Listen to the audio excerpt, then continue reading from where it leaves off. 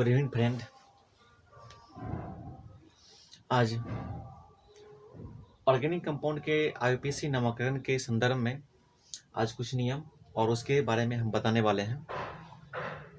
आज हम देखते हैं कि हाइड्रोकार्बन से कितने कंपाउंड्स निकल रहे हैं और इससे बनने वाले सभी कंपाउंड को हम कैसे इसके आईयूपीएसी नामकरण के बारे में बात करते हैं। सर्वप्रथम देखते हैं कि हाइड्रोकार्बन कितने प्रकार के होते हैं। तो मूल रूप से हाइड्रोकार्बन को 4 भागों में बांटा गया है। लेकिन यहाँ पर हम सिर्फ 2 भाग की बात करेंगे।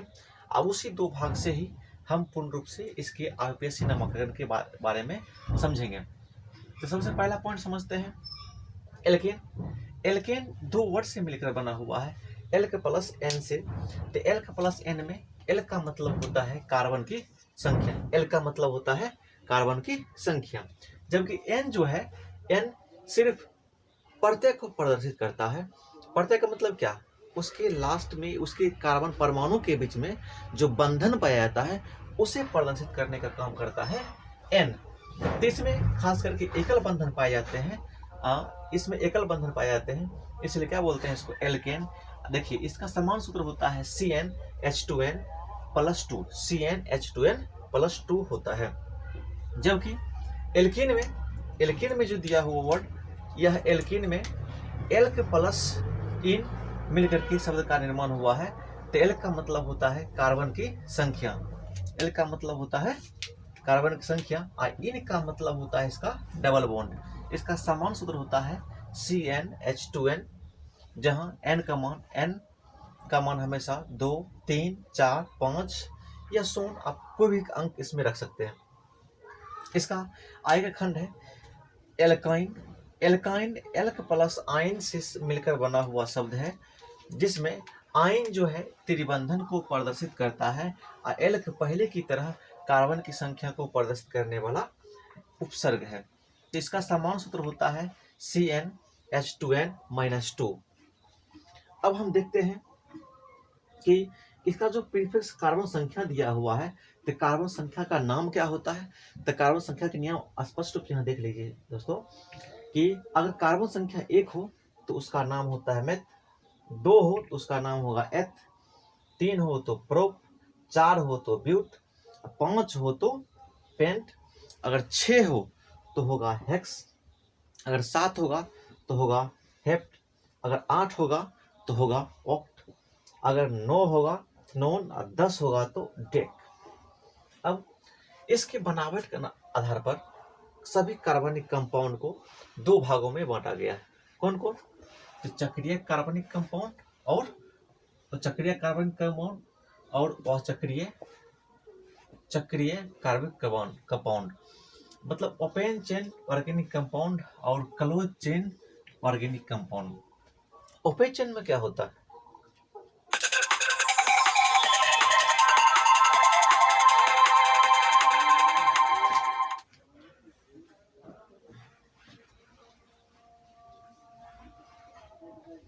अब हम कार्बनिक कंपाउंड के बनावट के आधार पर नामकरण जानेंगे। नामकरण जानने से पहले हम इसके बनावट को जान लेते हैं। तो सबसे पहले इसका जो निर्माण हुआ है वह चक्रीय कार्बनिक यौगिक और अचक्रीय कार्बनिक यौगिक के स्वरूप में बना हुआ है। ये हो गया चक्रीय, मतलब जिसमें खास करके रिंग फॉर्म का निर्माण होता है, उसे बोलते हैं चक्रीय, मतलब उसको बोलते हैं क्लोज चेन ऑर्गेनिक कंपाउंड। जिसमें रिंग फॉर्म का निर्माण नहीं होता है, मतलब वो खुला श्रृंखला के रूप में काम करता है, उसे कहते हैं ओपन चेन ऑर्गेनिक कंपाउंड। जैसे ये दिया हुआ आपका, देख लीजिए, इसमें सभी कार्बन आपस में जुड़ करके एक लंबी श्रृंखला का निर्माण करता है, और लंबी श्रृंखला होने की वजह से इसको ओपन चेन कार्बनिक कंपाउंड कहा जाता है। जबकि इसी में सभी कार्बनिक कंपाउंड आपस में जुड़ करके रिंग का निर्माण करता है, इसलिए इसको क्लोज चेन ऑर्गेनिक कंपाउंड कहा जाता है। क्लोज चेन ऑर्गेनिक कंपाउंड में एक पेरेंट चेन होता है, मतलब पैतृक चेन होता है, पैतृक रिंग होता है। उसी प्रकार इसमें एक पैतृक श्रृंखला होते हैं। तो पैतृक श्रृंखला से अनेक प्रतिस्थापक जुड़े होते हैं और अंत में क्रियात्मक समूह भी जुड़ा होता है। जैसा कि ये देख रहे हैं, ये सभी क्या है, क्रियात्मक समूह है। ये सभी क्या है, क्रियात्मक समूह, ये क्रियात्मक समूह है। लेकिन इससे पहले जो लंबी श्रृंखला में कार्बनिक संख्या दिया रहता है वह एक पैतृक श्रृंखला है। उसी प्रकार देखते हैं क्लोज चेन में क्या, जो रिंग फॉर्म में दिया हुआ है वो उसका पैतृक रिंग है, जबकि ये उसका क्रियात्मक समूह है। ये सभी प्रत्यास्थापक के रूप में काम करता है। अब हम कुछ क्रियात्मक समूह के नाम और उसके उपसर्ग और प्रत्यय को समझते हैं। जैसे एल्कोहल, एल्कोहल का संकेत होता है OH, एल्कोहल का संकेत होता है OH, इसका प्रीफिक्स होता है, उपसर्ग होता है हाइड्रोक्सी, जबकि उसका प्रत्यय होता है ऑल प्रत्यय। इसी प्रकार एल्डिहाइड में होता है कार्बोक्सी, वो अल प्रत्यय होता है। ब्रोमीन में Br, ब्रोमो, उसका उपसर्ग होता है, प्रत्यय ब्रोमाइड होता है। उसके बाद क्लोरीन में क्लोरो प्रीफिक्स होता है, जबकि प्रत्यय सफिक्स को जोड़ते हैं क्लोराइड के रूप में। आयोडीन में आइडो और आयोडेट। एसिड का फॉर्म जो दिया हुआ है कार्बोक्सी, और लास्ट में जोड़ते हैं ओइक एसिड। इस प्रकार से हमने पूर्ण रूप से कार्बनिक कंपाउंड का जो बेसिक नॉलेज था दे दिया। अब हम इसके बारे में आगे का जो विधि होगा वो सिर्फ और सिर्फ नामकरण के संदर्भ में ही नियम आएगा। नियम आने के बाद उसी की प्रक्रिया से हम उसका नामकरण करेंगे। अगर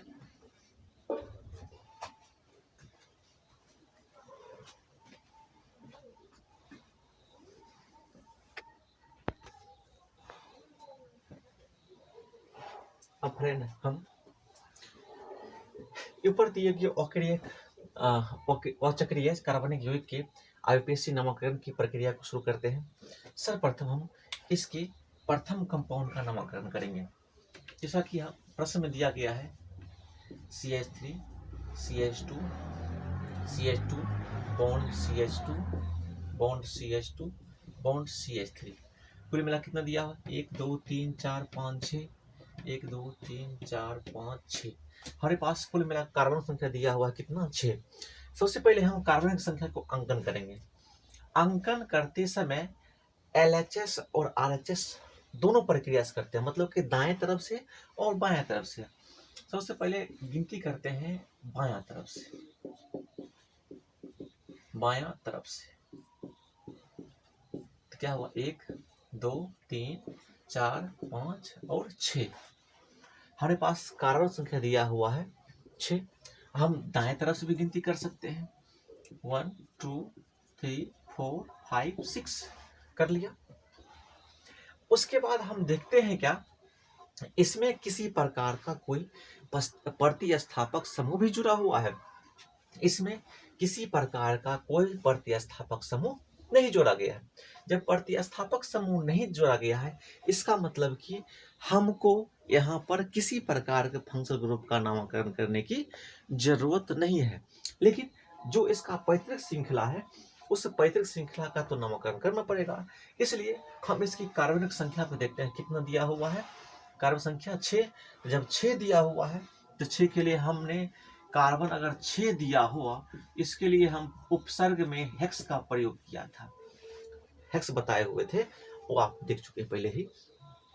तो क्या होगा इसका हेक्स। अब ये सभी कार्बन और हाइड्रोजन एकल बंधन से जुड़ा हुआ है। एकल बंधन से जुड़ा होने के कारण इसमें जोड़ते हैं N, तो क्या बनेगा इसका आईयूपीएसी नामकरण हेक्सेन। ठीक है, दूसरा पॉइंट देखते हैं। अब क्या दिया हुआ, CH3 CH CH double bond CH CH2 CH2, उसके बाद OH। एक यहाँ पर से प्रतिस्थापक जोड़ा गया है। अब हम सबसे पहले पहला काम करेंगे, लंबी श्रृंखला चयन करेंगे। तो लंबी श्रृंखला मेरे पास चयन हो गया। लंबी श्रृंखला का जब चयन हो गया तो इससे जुड़े हुए कार्बन परमाणु को गिनती करेंगे। तो गिनती करने का हमने 2 तरीका बताया, 1 2 3 4 5 6, मतलब दाएं से भी और बाएं से भी 1 2 3 4 5 6 दोनों तरीका से कर सकते हैं। लेकिन यह तब किया जाता है जब इसमें एक से अधिक प्रतिस्थापक जुड़े होते हैं। फिलहाल इसमें एक ही प्रतिस्थापक जुड़ा हुआ है, यहाँ पर से एक फंक्शनल ग्रुप जुड़ा हुआ है। तो ध्यान रखिएगा मित्रों, अगर वो फंक्शनल ग्रुप से जुड़ा हुआ है तो अक्सर फंक्शनल ग्रुप से ही कार्बन का अंकन जो करेंगे वह मेरे लिए सत्य होगा और वो सही होगा। यहाँ देखते हैं कितना दिया हुआ इसका एक 1 दिया हुआ है, इसलिए शुरू करेंगे गिनती यहीं से 1 1 2 3 4 5 6 के लिए हम नामकरण करने से पहले सबसे पहले हम प्रतिस्थापक का नामकरण करते हैं। तो प्रतिस्थापक किससे जुड़ा हुआ है? 5 से क्या लिखेंगे 5। इसके उपसर्ग के रूप में क्या नामकरण करते थे? तो 5 क्लोरो। इसके बाद लंबी श्रृंखला का नामकरण करेंगे। तो लंबी श्रृंखला में कितना कार्बन दिया हुआ है? 6 के लिए शब्द यूज करते थे हेक्स। अब क्या इस पर कहीं भी कोई डबल बॉन्ड का भी प्रयोग किया गया? हाँ, एक जगह डबल बॉन्ड का प्रयोग किया गया 3 से। तो क्या लिखेंगे यहाँ पर से 3 इन डबल बॉन्ड के लिए इन प्रत्यय का प्रयोग किया जाता है, इसलिए इन लगा दिए। अब क्या इससे कौन प्रत्यय जुड़ा हुआ? वन प्रत्यय। तो क्या लिखेंगे यहाँ पर से 1 और। ये हो गया उसका आईयूपीएसी नामकरण। हम तीसरा देखते हैं।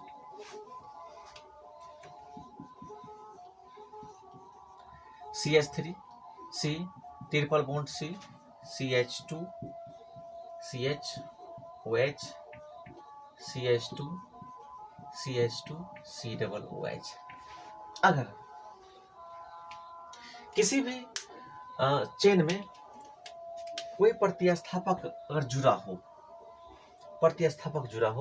और उसका क्रियात्मक समूह भी जुड़ा हो, अगर क्रियात्मक समूह के साथ में कार्बन दिया हो तो अंकन हमेशा वहीं से शुरू किया जाता है। ये हमारी लंबी श्रृंखला हो गया। तो अंकन करने के लिए यहाँ शुरू करेंगे 1 2 3 4 5 6 और 7। ये हो जाएगा 8। अब किससे जुड़ा हुआ है? हाइड्रोक्साइड। तो 4 से जुड़ा हुआ क्या लिखेंगे 4 हाइड्रोक्सी।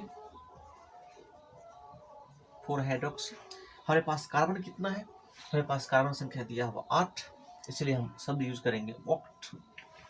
अब किन किन परमाणु से डबल बॉन्ड या ट्रिपल बॉन्ड जोड़ा गया है? यहाँ पर से 6 कार्बन परमाणु से ट्रिपल बॉन्ड जोड़ा गया है। क्या लिखेंगे 6 आयन। अब जो इज लास्ट 1 जोड़ा गया है तो 1 के लिए 1 कार्बोक्सिलिक एसिड का होता है प्रत्यय ओइक एसिड, तो 1 ओइक एसिड।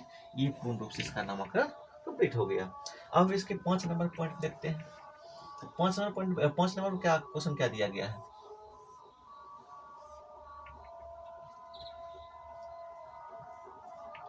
क्लोरीन यहाँ जुड़ा गया है ब्रोमीन। जब इस प्रकार से कंपाउंड आपको दिख जाए तो अक्सर क्रियात्मक समूह के बगल से नामकरण शुरू करते हैं। तो 1 2 3 4 5 6 7 अंकन कर दिए।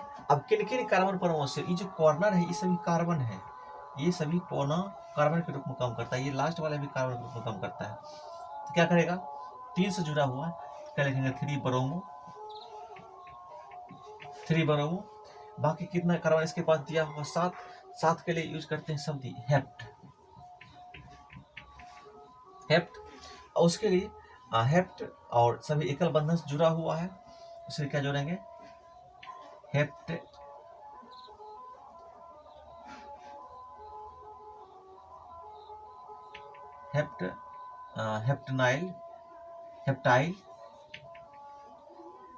क्लोराइड। ठीक है।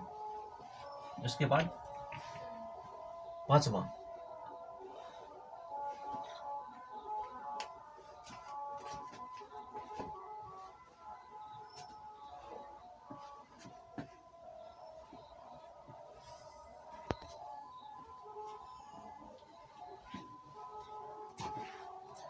अब हम दोस्तों कुछ एग्जांपल हम चक्रीय कार्बनिक कंपाउंड को ले लेते हैं ताकि वो भी आपको आसानी से एक ही वीडियो में पूर्ण रूप से कंप्लीट हो जाए, ताकि आपको समझ में आ जाए। सबसे पहले हम एक फर्स्ट एग्जांपल लेते हैं, बाकी जो बच गया है आप उसको प्रैक्टिस करने की कोशिश करेंगे ताकि आपको किसी प्रकार की परेशानी ना हो एग्जामिनेशन में।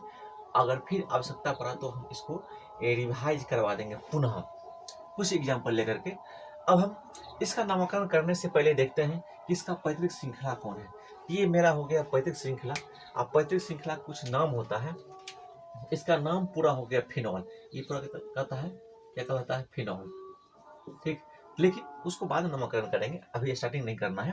तो सबसे पहले यहाँ पर अंकन करते हैं कार्बन संख्या को 1 2 3 4 5 6। हमारे पास कार्बन संख्या जो दिया गया है उसको हमने अंकन कर लिया। अब जिन जिन कार्बन परमाणु से कोई प्रतिस्थापक जुड़ा हुआ है उन कार्बन परमाणु को हम उसके अंकन साथ लिख देंगे। तो दो प्रतिस्थापक हम ब्रोमीन को बोलते हैं ब्रोमो, आयोडीन को बोलते हैं 4 आइडो बोलते हैं उसको, जबकि क्लोरीन को बोला जाता है 6 क्लोर। ये पूरा पैतृक जो रिंग है इसको कहा जाता है फिनॉल। ये हो गया इसका नामकरण। जबकि हम दूसरा देखते हैं, दूसरा को दूसरा जो एग्जांपल दिया गया है वो एसिड फॉर्म में से उठाया गया है। ये एसिड फॉर्म है, साथ जुड़ा हुआ क्लोरीन, उसके बाद नीचे जुड़ा हुआ हाइड्रोक्सी आयन। सबसे पहले इसको नामकरण करने से पहले इसका पैतृक रिंग चयन करेंगे। तो चयन कर लिया हमने, पैतृक रिंग का जब चयन कर लिया तो उसके जगह पर हम प्रयोग करेंगे क्या, कार्बन संख्या गिनती करेंगे। तो 1 2 3 4 5 6 हमने अंकन कर लिया। अब किन किन कार्बन परमाणु से कौन कौन प्रतिस्थापक जुड़ा हुआ है उसको देखते हैं। तो 2 क्लोरो आपको दिख रहा है स्पष्ट रूप से, किसी पर कोई प्रॉब्लम है ना। 2 क्लोरो, 4 हाइड्रोक्सी, 4 हाइड्रोक्सी। ये टोटल जो रिंग है इसका नामकरण होता है बेंजेनोइक एसिड। बेंजेनोइक एसिड। हम तीसरा एग्जांपल देखते हैं।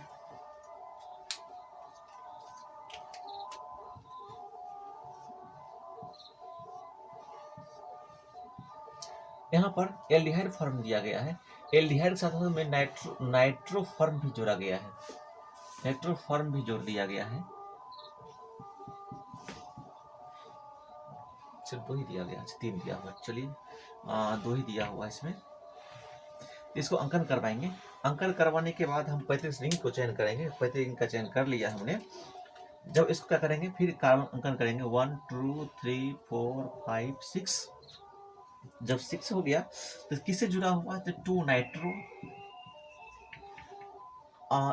यहाँ दिख रहा हमको कि 4 भी नाइट्रो दिया हुआ है, इसलिए यहाँ क्या करेंगे, हम डायरेक्ट रूप से एक ही शब्द इस्तेमाल करेंगे। 2 4 यहाँ 2 दिया है, 2 दिया समान डाइक यूज कर लेंगे। 2 4 डाइनाइट्रो। इसका पूरा नाम होता है बेंजल्डिहाइड। बेंजल्डिहाइड।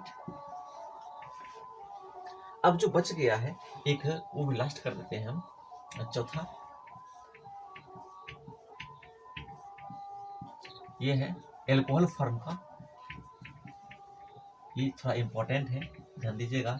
इसके कंपाउंड भी इम्पोर्टेंट है, कि एग्जामिनेशन में पिग्रिक एसिड के बारे में बहुत ज़्यादा पूछा जाता है। इसी का नाम है पिग्रिक एसिड। इसका नामकरण कैसे होता है, तो सबसे पहले इसके कार्बन केंद्रीय परमाणु से जुड़े सभी कार्बन को अंकन करवाते हैं। तो 1 2 3 4 5 6। जब इसको अंकन कर लिए तो किन किन कार्बन परमाणु से इसका प्रतिस्थापक जुड़ा हुआ है, तो 2 4 6 से जुड़ा हुआ। सभी एक समान है।